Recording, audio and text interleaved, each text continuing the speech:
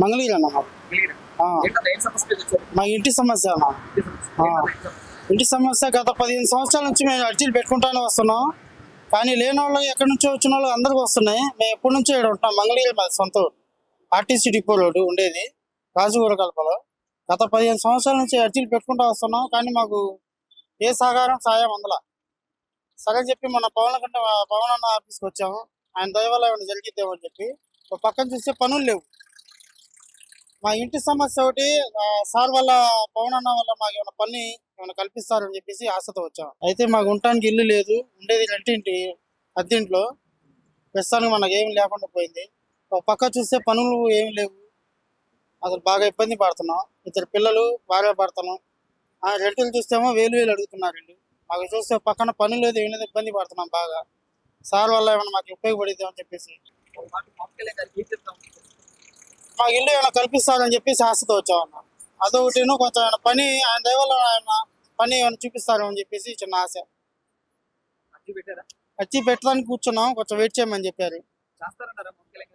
నమ్మకం ఉంది వచ్చామన్నా మేము. అంటే ప్రతి ఒక్క సమస్య ఆయన బాధ్యతగా తీసుకొని చేస్తున్నాడు. చాలా మంది అడిగారు, నేను చూశాను న్యూస్లో కూడా. ఆ నమ్మకంతో వచ్చాం. జరిగిద్దని చెప్పి పని అయింది, ఆయన చేస్తానని చిన్న నమ్మకం. నాకైతే నచ్చిందన్న, బాగుంది.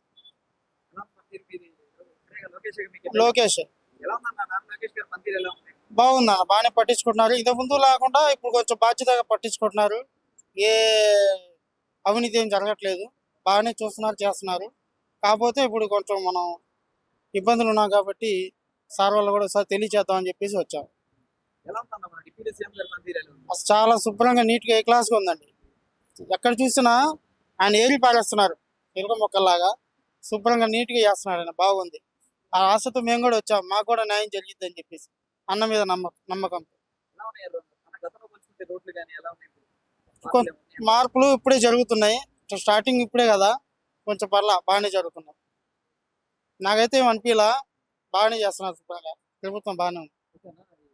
మనకి అమరావతి రాజధాని అవును, గతంలో సరికి 3 రాజధానులు అన్నారు, ఒక రాజధాని కూడా లేదు. అవును. అయితే రాజధాని కన్ఫర్మ్ అయింది. అంటే ఇప్పుడు పని లేనోడు కూడా పని చేసుకుంటున్నారు. ఎవరికి కావాల్సిన వాళ్ళు వస్తున్నాయి. కానీ లేనోడు మటుకు అక్కడే ఉండిపోతున్నారు. ఎక్కడెక్కడ వచ్చిన వాళ్ళు బాగా డెవలప్మెంట్ అవుతున్నారు ఈ అమరావతి డెవలప్మెంట్ వల్ల. కాకపోతే లేనోళ్ళు కొంచెం వెనకబడిపోతున్నారు అంతే. పనితీరు అయితే బాగానే ఉంది, కానీ ఎక్కడో వెనక్కున్న వాళ్ళు వెనకనే పడిపోయారు. ఎక్కడెక్కడ వచ్చేవాళ్ళేమో వాళ్ళు బాగా ఒక లెవెల్లో ఉన్నారు. దాని గురించి కూడా అన్నతో మాట్లాడి పవన్ అన్నతో సమస్యల గురించి తేలిద్దామని చెప్పేసి అర్జీ పెట్టుకోవడానికి వచ్చాము మేము. అయితే అన్న ఇప్పుడు గిరిజనులు ఉన్నారు, వాళ్ళకి నడవటానికి బాగా సమస్యలు ఇబ్బందిగా ఉండేవాళ్ళు.